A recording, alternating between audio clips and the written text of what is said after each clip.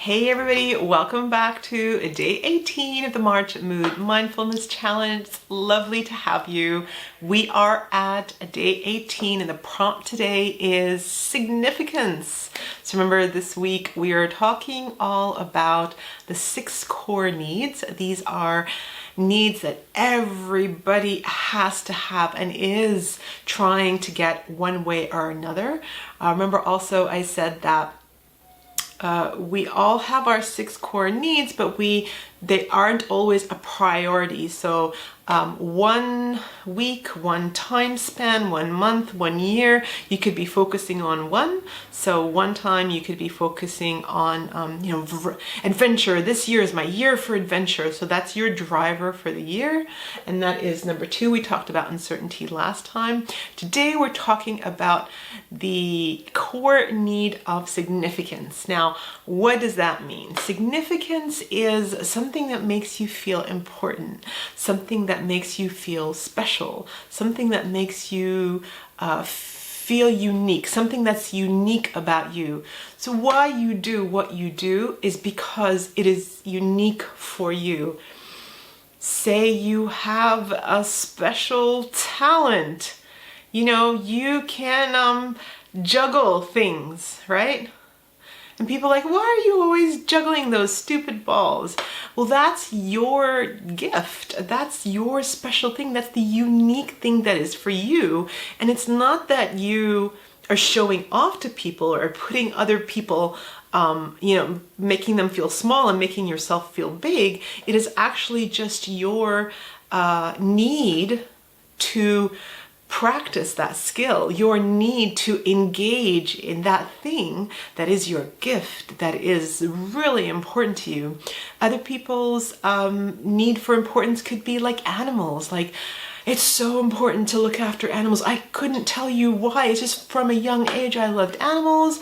I now volunteer at the shelter on the weekends. It's all about animals. I have cows and goats and chickens and rabbits, and everywhere I go I just seem to pick one up and I have to take care of it. And this person is just driven by a significance of looking after animals. That's what means something to them. That's their important special gift, is that their soul, their spirit came into this world with. We really have to come back to this point of we're all here for a reason. We are all, human. We're all either male or female. We're all got 2 hands, 2 legs, a head, a body. Okay, we're all the same. Yeah, we're all so different because of who we are, who our soul is, and our special gifts, our unique talents, our predispositions to some things. So some people will be booky, really academic. They love reading, they love writing, they love numbers, they love science. It's their thing. They just want to study one thing after another. It makes them feel important. It is important to them. They feel like that is why they're here, to learn more and know more. Okay, so for them, studying is significant. Getting into jobs of high academic achievements, that's what makes them feel important, and it's also what is important in their point of view. So a lot of families have a lot of disputes with this because the parents are already at a level and looking at things that are important to them. They've already had love, they've already had their family, they've already bought their mortgage, and then they're focused on their academic, how we're gonna whatever it is that's important to them, how we're gonna make the next milestone, like which holiday are we going to go on, how are we going to pay off the mortgage, which investment are we going to buy. Meanwhile, their children, their teenagers haven't had love yet, haven't expressed themselves enough, haven't had the crazy haircuts and whatever they need to do, experience in life. So while the child is busy doing, playing games, because that's how he's getting his connection in the world, how he's cutting his hair and dyeing his hair and trying to express himself and figuring out which hairstyle he likes, what makes him feel good and not. Parents look at it and go, what are you doing? You're wasting your time, blah, blah, blah. But they don't realize that need in the child is that need to feel important, to feel special, to feel unique. So if we could all just take a step back and look at why we do what we do and understand the need behind the behavior, Now we can get our significance through positive ways, like productive ways, and we can get our need for significance met through a destructive way. Okay, so how am I going to feel important? I can study really hard, stand up and do the most amazing presentation, and everybody gets a clap and says, wow, you've brought more knowledge to this institution, this classroom, this meeting, well done, you know a lot. And I'll feel like, yes, now everybody knows ABC. Everybody needs to know how to breathe correctly. That's important for me, and that's important for everyone to know. I have brought importance into the world. Okay, then you get your clap and you feel good, like you've done something good in the world. And you've achieved significance through a productive way.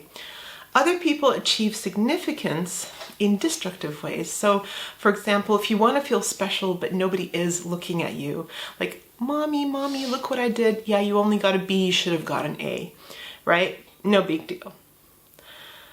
Some people then go on to find other ways to draw the attention of their parents to them. So staying out late. So the mom's always calling, where are you? Where are you? Where are you? So this is a destructive way of getting the attention from other people.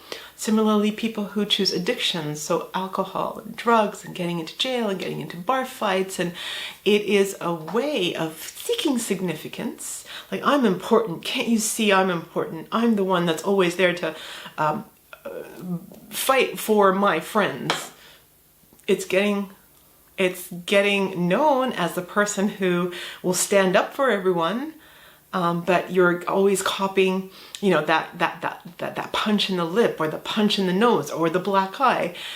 It's, yeah, you're a great friend and everybody trusts that you'll be there to back them up in the middle of a fight, but look at what's happening to your body. You're getting hurt. So it's always interesting to have a look at why we do what you do and how it brings you significance, and is it a good way? So if all you're doing is calling your friends, oh, I've had another fight with my partner, and my kids don't love me anymore, and you're calling every single friend, complaining, almost telling your woes to people, spreading the story over and over again, telling everybody what the problem is, could the significance be is that you're trying to get sympathy from people so that they tell you that you're a good mom? Could that be what you're doing? Look at the behavior. And then find out what's behind the need. So I hope that this was a little bit of an eye-opener. I know sometimes people don't want to have a look at their behavior because they feel like it's always somebody else's fault that they're behaving the way they do. But nobody can ever make you behave a certain way. You choose to behave how you behave because of the need, because of the thought that you're telling yourself, because of the emotions you have. So if the emotions within you are stressful, you will be creating a behavior that ultimately fulfills the need of significance, but because the emotion is a negative emotion, the behavior will most likely also be a negative behavior. And that's why in mindfulness, and in this month of mindfulness, when you sense or feel an emotion that is uncomfortable, and this is what we say, stress and the stress it does to your body, the increased heart rate, the sweatiness, the inability to think straight, you know straight away that you are off center. What you're telling yourself, they hate me, they don't love me, I hate this, I'm not happy.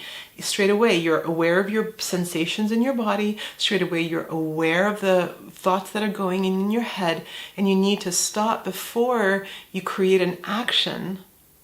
Because in the moment, that action seems like it's the right action. But then when you're calmed down and your emotions are settled, and you go back to look at what you've done, you know that what you've done is not the right thing, and it was created because in that moment you were stressed and not thinking clearly. So it all comes down to being so mindful of what you need. What is it that you need? What's important to you? What's special for you? What's significant for you in your life? And this is you within you. You can't say, I want people to love me. You can't say that. You can't make people do anything, right? So it starts with me. I need to love me. I need to feel special within me. I need to believe that I'm special. I need to feel like I love myself. I need to know I can trust myself. And that's the ultimate significance, is when you feel you're important. You feel like you're special. You feel like you're unique. Because when you complete your own needs, you can just go out into the world and shine. Because all that matters is what you think of yourself, right? So beautiful. So thank you for joining me today. Today's quote is, where you find your significance is where you find your salvation. And my gosh, isn't that just money on the ball, right? When you find out how special you are, that's your everything. No one can take anything away from you. You can just leave wherever you are, knowing that you have everything within you to start all over again somewhere else. Because where you are is where you're accepted. If you're alone, you're accepted. If you're with, and it's the importance here is to find like-minded people. If you're in the middle of a toxic place, a place where they don't accept you for who you are, watch how quickly you dissolve. That you need to have the strength of character to be able to say that I love me, I know who I am, I know what I want. And where I find myself is not healthy for me. It's not good for me. I need to let go of this. You can pretty much find somewhere where you belong, where people will accept you for who you are. I am so grateful to have you here. I'm so grateful to be, bringing you this, because it's so important. It is so important to me. It is the fundamentals of what I do. My whole life coaching business is all about this. It's connecting people to the very soul of them, wholeness. When we're fractured in many different ways, we don't even know what we want. We don't even know what we need. We are busy asking people what we should do. And the whole point is, no one has a right to tell you what to do. You run your world. You run your life. And then you live in a community or a society as yourself, but also contributing in society and helping everybody else. And when everybody is able to look after themselves and then go out and look after other people, it's the most functional, beautiful community ever. And that's my vision for the world. Thank you so much for joining me, and I'll see you tomorrow in my video.